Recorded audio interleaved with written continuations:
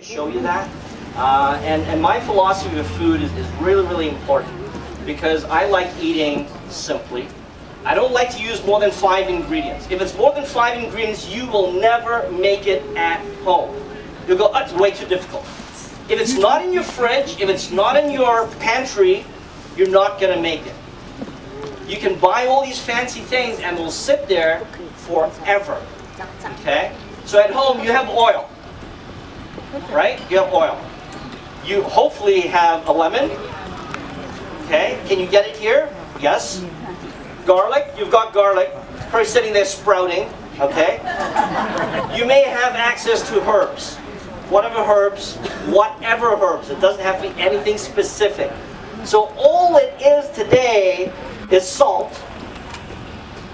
I'm using rosemary, lemon, garlic, and oil. That's it. You all have this at home. You can all run down to the docks and you can buy some sardines and you can go home and you can cook it tonight. Okay? Sardines are very, very rich. They're very oily. They're delicious. All the fish that you named earlier, do they taste like fish? I don't know. Most of the fish that you buy is kind of tasteless. It doesn't have a character. What's the purpose of eating something without character? You're sitting next to a person, you chose that person in your life because they have a character. The food choices that you make need to have that same idea behind it. Sardines have a character. They're oily, they smell fishy when you cook them, but they're not stinky fishy. It smells like fish cooking. So you could cook it in the oven or you could cook it on the barbecue. I'm just going to cook it on the barbecue. I've pre-cooked a whole bunch today.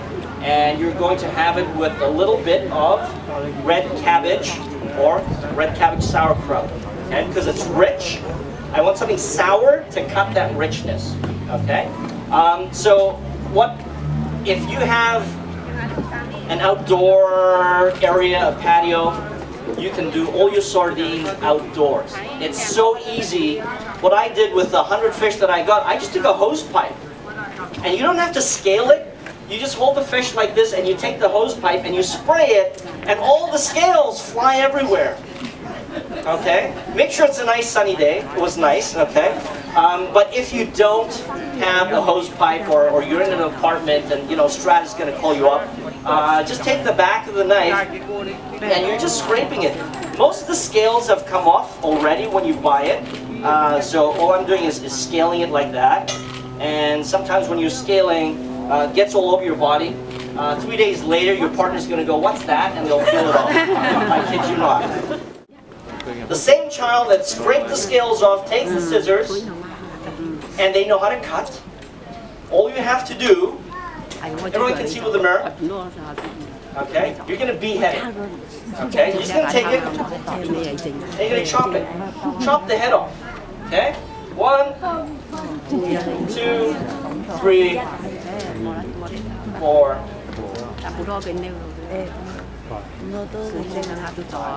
6. Okay. Now there's all the inner stuff, which is the gooey part. Take your scissors, make the fish face you, cut it to the back. Just split it down the middle. This is not a dangerous thing to do. Children can do this. Empower the children to do this, please.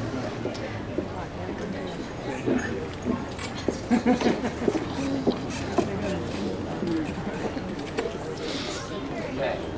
Who in the crowd has taken a CPR course? Hands up. Okay, good. So you'll know how to do this, okay? So when you do CPR, they say, when someone's passed out, A, B, C, D, and if there's something down their throat, you've got to stick your fingers and go, nya, nya, nya, nya, nya, right? You've got to hook everything out. Well, all you're doing is sticking your finger in here, pull it out. Okay, yes, it's a little bit gooey, but you know what? That's what a fish is made of. All right? Scrape it out, just pull it out like that. If you want to wear a pair of kitchen gloves, fantastic. But this is how food gets to your table. Someone does this. But we don't realize that there are all these things involved in the process of food from farm or ocean to table. All right? Yes, this is a little bit gooey, but this is the way food gets to you. All right? Now, if you have a hose pipe, again, you open the cavity and you take the jet and you spray and everything shoots out. It's clean. All right? We don't have a spray gun, so I'll just do some water here.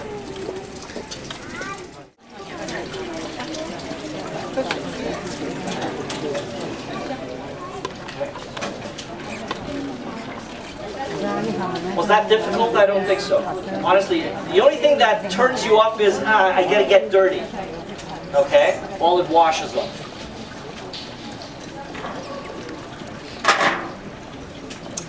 What are you gonna do with this? Well, put it in the freezer, okay? And your next green bin day, put it in the green bin.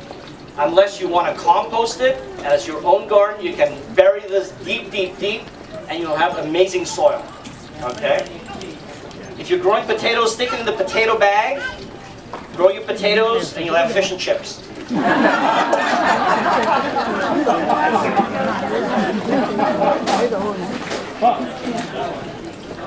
Okay.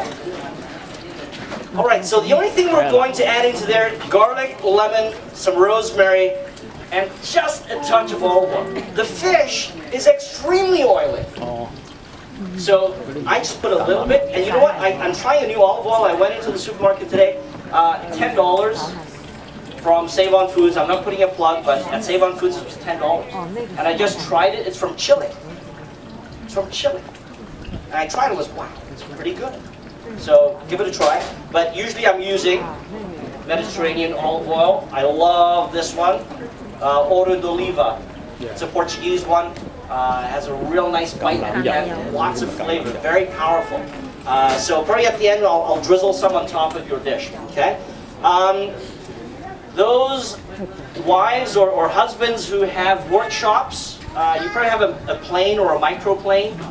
You do wood. Okay, I'll wash it off. You can use this for the same thing, or you can just use a grater and use the fine side of it. And just take a piece of garlic. So,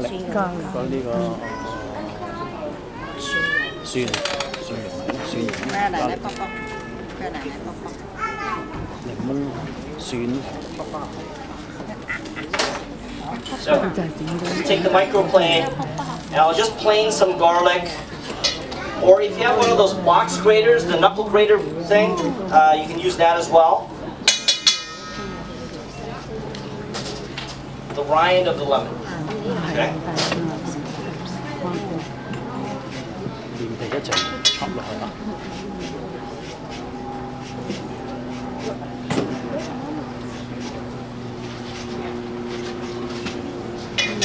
Split the lemon open.